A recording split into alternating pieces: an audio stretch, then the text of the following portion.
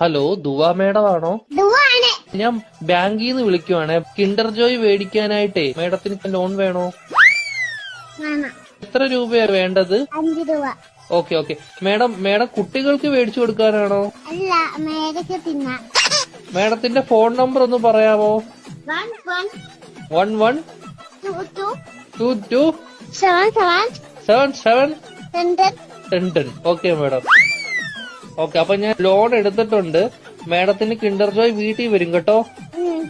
പക്ഷെ കിൻഡർ ജോയും ഞാൻ തിന്നും, ടോയും ഞാൻ എടുക്കും, കവറും മാത്രം ഞാൻ മേഡത്തിന് തരാം.